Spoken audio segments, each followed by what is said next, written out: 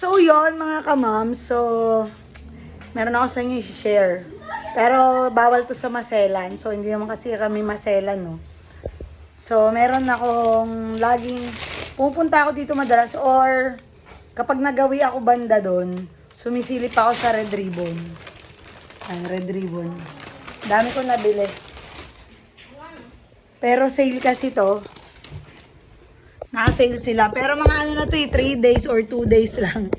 Kumbaga yung best before niya, good for 2 to 3 days na lang. Pero malaking mura. Tingnan natin ha. Ilan nabili ko? Isa. Dalawa. Tatlo. Etong tatlo na to, 3 for 200.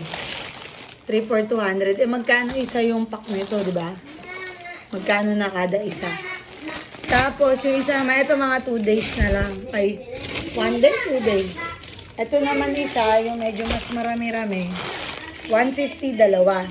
Nung una nga, dati nga 100 isa eh. 100 isang pack.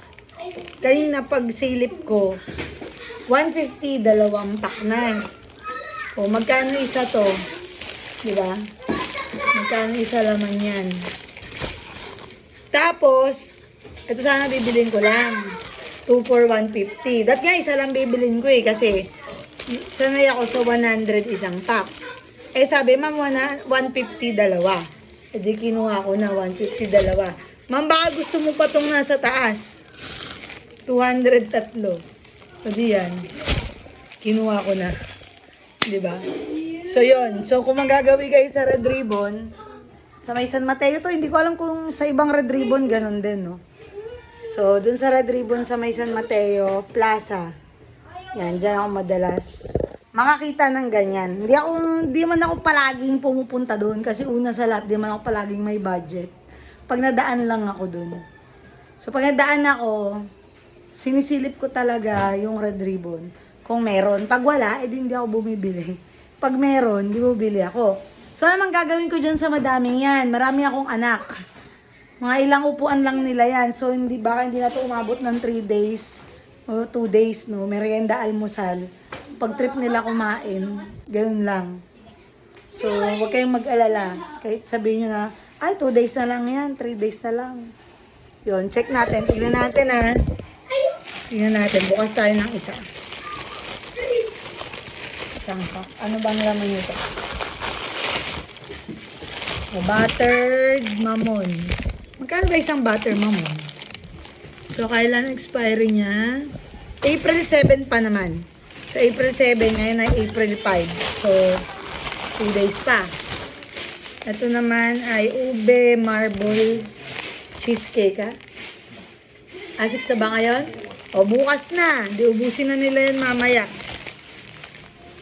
Itong isa, ganun din, April 7. Itong 3 for 200. Mga bukas na yan. Yan. O, April 7. Yung isa, buksan natin yung isa pa. 6 na pala ngayon. Sabit na pala talaga ako kayo rin.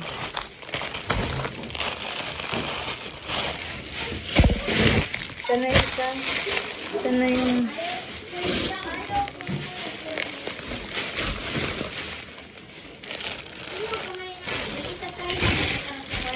So, yung may ensemada. Alam mo, tignan nga natin kung gagana. Eh nga, mamaya-maya merienda lang, ubusin na nila yan. O, ito isa April 8. O, sa isang araw pa. Cheesy ensemada. So, yung mga para bukas, kakainin na nila to ngayon. Ilan ba anak ko? 4. Sa isang balot, 4. So, ngayon lang yan, ubus na yung isa. Okay? So, don't you worry. Ayan, puro April 8 na itong iba. So, kailan kami maglalaro. Kaya, yung iba dyan, gagamitin namin sa laro namin ulit ng kain-kain para mas marami silang makain. Okay? So, kung gusto nyo sila puntahan, puntahin nyo rin. Red Ribbon, baka naman. Okay, so ito ang aking Red Ribbon haul for this few days. Bye!